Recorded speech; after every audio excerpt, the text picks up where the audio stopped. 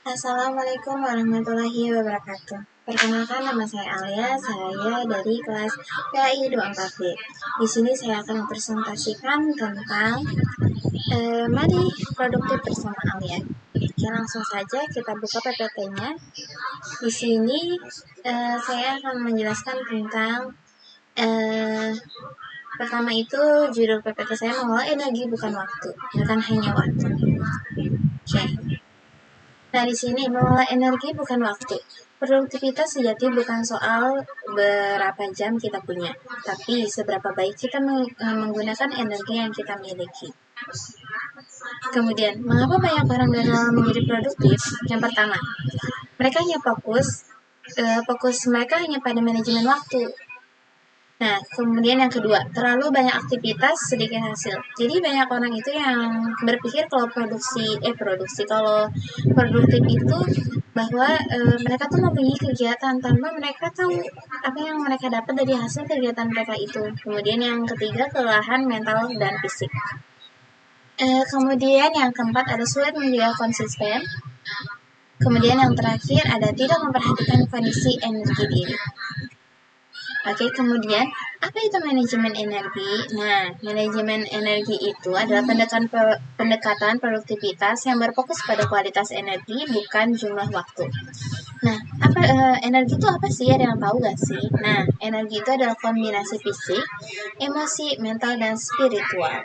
Dengan energi yang lebih optimal, kita itu bisa waktu kita tuh bisa lebih singkat dan bisa sangat produktif dengan energi yang kita miliki.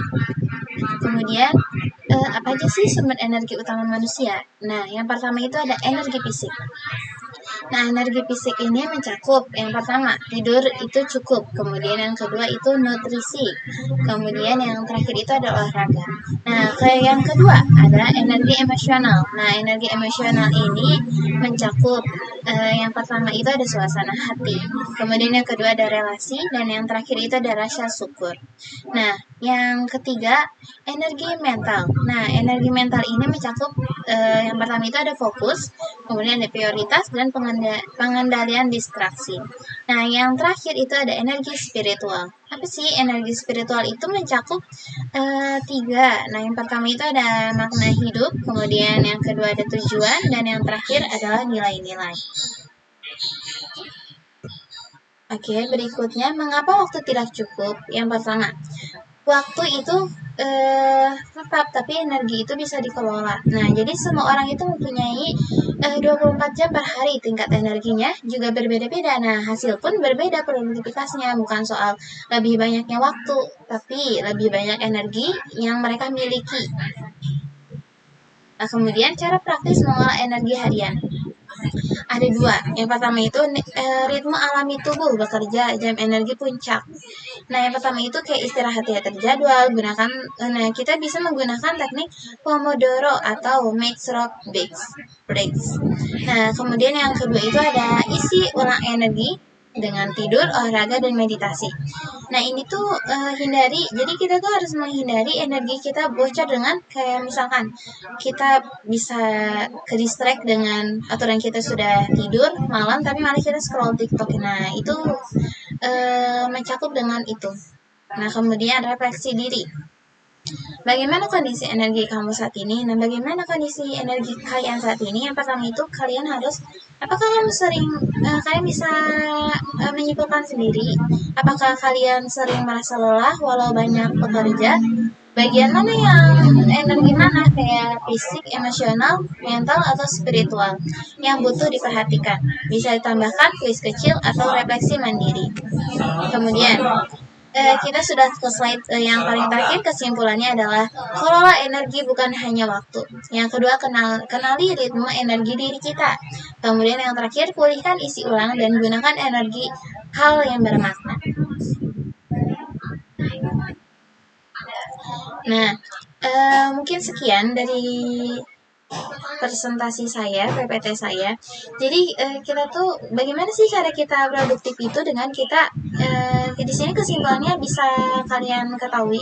Yang pertama itu kita harus tahu dulu cara kita mengelola energi kita. Bukan hanya kita bisa menjadwalkan waktu kita gitu. Jadi energi pun misalkan kita bisa menjadwalkan waktu kita gitu dengan baik, tapi kita juga harus memperhatikan energi kita yang kita punya. Misalkan walaupun sehari itu ada 24 jam, misalkan kita pakai kegiatan kita 12 jam itu untuk kita berkegiatan kayak ikut eskul, ikut organisasi, tapi kita nggak memperhatikan energi kita sendiri. Jadi nggak bakal kita itu namanya nggak bakal maksimal gitu dengan yang mempunyai banyak waktu tapi energi kita tidak punya, itu kita tidak akan bisa maksimal.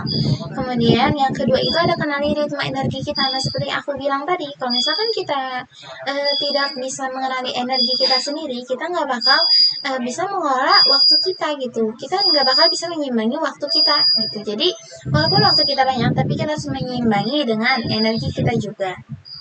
Nah, kemudian yang terakhir itu kesimpulannya adalah pulihkan dulu, isi ulang, dan menggunakan energi untuk hal bermakna. Jadi, semisal 12 jam itu kita gunakan 2 jam kita untuk beristirahat dulu, untuk pulihkan energi kita, baru kita bisa menjalankan efektivitas kita seperti biasa, seperti itu.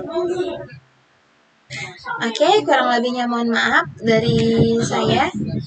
Jika kalian ingin bertanya, kalian bisa tanyakan di kolom komentar. Kurang lebihnya mohon maaf. Wassalamualaikum warahmatullahi wabarakatuh.